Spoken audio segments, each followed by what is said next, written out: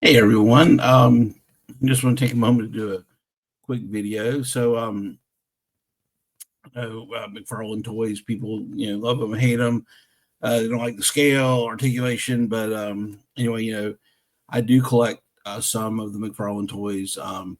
Especially some of the one thing I like about it is McFarlane will do those obscure characters. Those those C and D list folks that are kind of cool that oh yeah, I like that character, like so and so I like it, and that's what I'm for those of you who know me and follow me for a while, you know that I'm kind of like I'm like in those really deep cut characters.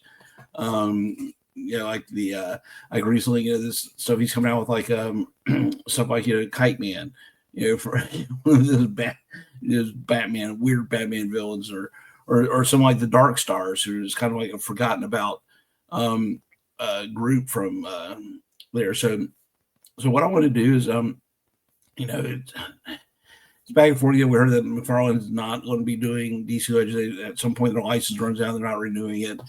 Um, and so we kind of see for a while it's kind of weird on the shelves. It used to be it's pumping out a lot, and you go there's a lot on the shelves, and now they've kind of like shrunk them down. Now I think they're going to even if you go to Walmart, they're not even going to be in the toy aisle anymore. They're going to be back in the collectibles aisle with that, and that's where I recently found the Guy Gardner Green Lantern figure that was in the collectibles section over in electronics at Walmart. So before, if he's losing the license, before he bows out, I would like to submit my wish list of figures that would I would love to see produced before before he goes. So what I've done is I come up with a list of 10 characters that I would like to see McFarlane Toys do. And to caveat this, though, what I've tried to do is I've tried to avoid characters we know that they've already said they are going to produce. And then, one of my favorite, I love the DC character Monarch from the Millennium event, or the Armageddon 2000 event. And although I haven't seen it yet, but it's supposedly that's one that's coming out. So I didn't include that on the list. And hopefully those are on this list. I mean, I haven't, as far as I know, these have not been produced by McFarlane toys. I mean, some of them were probably produced by other companies in the past. But his line is so deep and expansive. One of these may have already been done. I just missed it with that. So without further ado, and also what I did too is the first 6 of these are fully owned, are fully DC characters. They start out in DC. They've been in DC for a while, and then my last 4 are characters from other comic companies that DC has absorbed over the years. He has done a few of those in the DC multiverse line as well. And I would like to see some of these added into it. So with that, the first one is going to be the Checkmate Knight. Checkmate was DC's kind of DC's version of Shield, except not as fancy. And they're so this is an ensemble book. It's mostly people with didn't have superpowers, and they were mostly civilian looking folks, but they had these operatives called the Knights, keep with the chess theme, that were the guys in the field that did all the dirty work, and they had a really neat costume design, simple black and gold. To me, this would be perfect. It's just a plain body with the black and the gold coloring on it with the Knight's mask, and they came with their main weapon was a battle staff, kind of like what Robin uses now. They could even do a version of this. They had a more tactical version of the Knight that basically had a tactical vest on, so you could do like a regular version of the Knight, and then later on do a platinum version with the vest on, or just include the vest. Make it removable with that. Next would be Ice, also known as, originally appeared as Ice Maiden. She's a Justice League International character. She's often paired with her best friend Fire, or Green Flame, as she was originally called. And also, McFarlane they recently did a translucent Green Flame figure, which I have in my Justice League International team up, and I would love to see that in her regular costume, on flame appearance. But Ice is a simple one. She's been a character that's been around for a while. Ice, a partner with Green Flame, while was a love interest of Guy Gardner in the JLI run, as well. But this would be good to complete that duo. Next is Rocket Red. Rocket Red. This is one of those inventions of the '80s. It was a group of.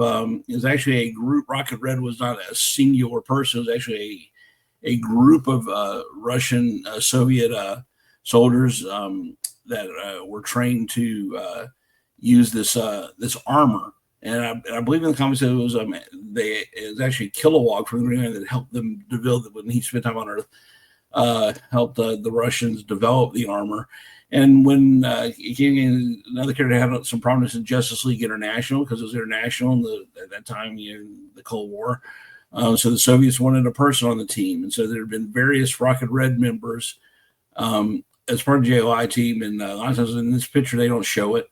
But a lot of times the armor was drawn with a number designating their number on the team. So this would be cool. You either have like a plain armor like this, or one with a number on it. So I think 07 was like the most prominent number. That was a member of the Justice League, or you could even do a sticker sheet or leave room on there for people to put their own number on there. Next is a bad guy, King Cobra. This is a villain. A lot of times you see him as an antagonist to either Checkmate or Suicide Squad. King Cobra was the leader of an organization called Cobra, with a K, not a C, that we know of. And it was a terrorist organization, but it was a cult as well, led by this guy. Basically, what he was an avatar of chaos, and he was his main mission, and him and his followers were ushered in what they call the Kali Yaga, or the time of chaos. So he appeared several over from. I think he was originally a Jack Kirby created character as well, and he was an antagonist.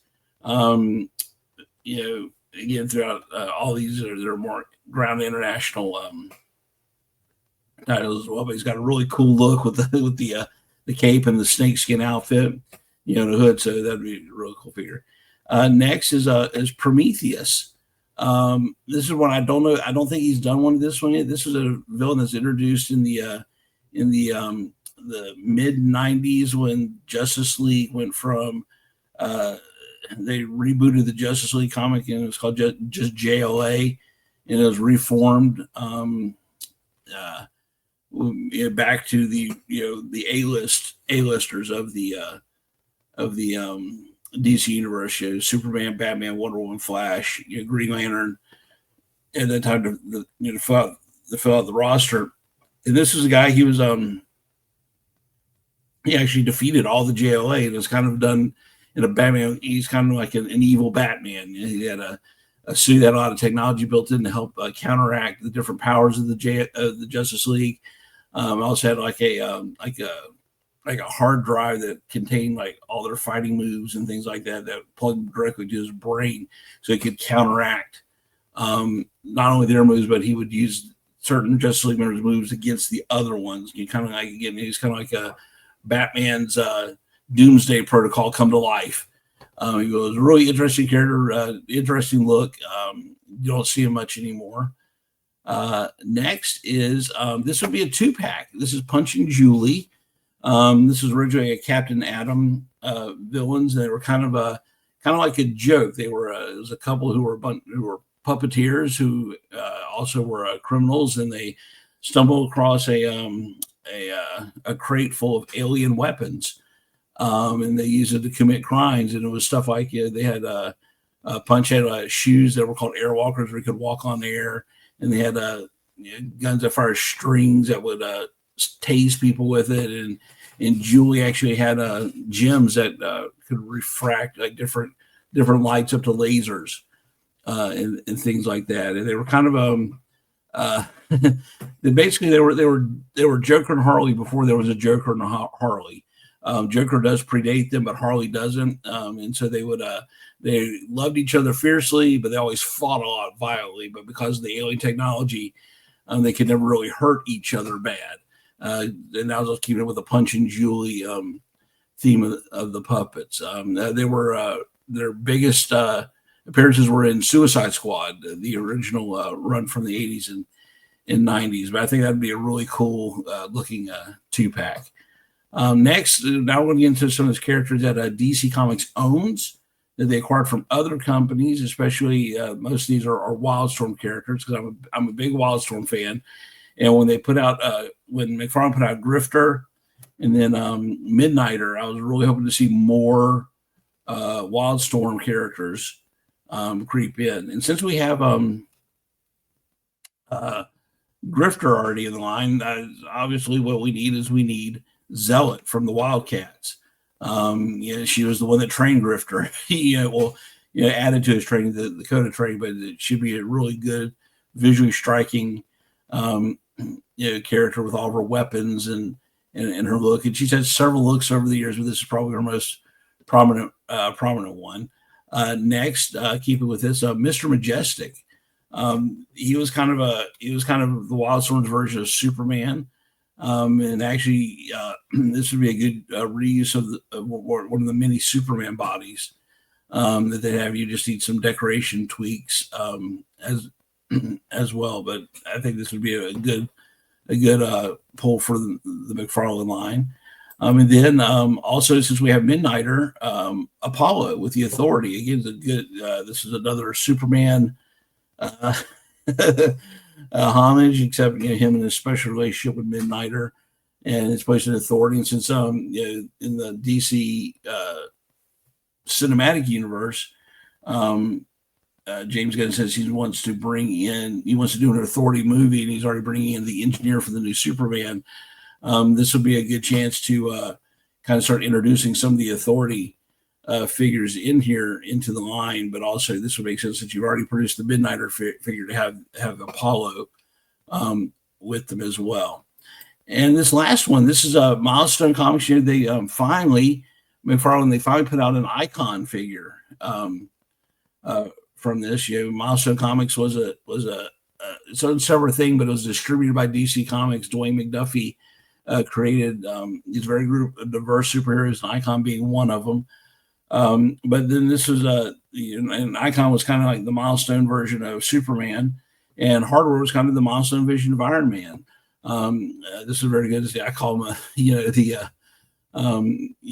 basically a Hardware store Iron Man. His suit was very rough, but it was really cool in the open face mask, so you can see who the character is.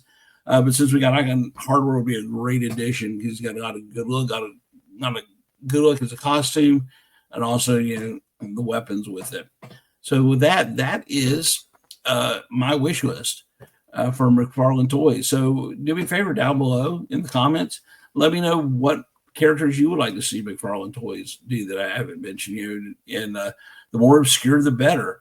Like I said, McFarlane has done a very good job of that, because he said in an interview, like he just goes, I think this will look cool on a shelf, and so that's why we got some very interesting characters from one, which I like as well. So do that. So just remember, you do the thing, like, subscribe, and definitely comment on this.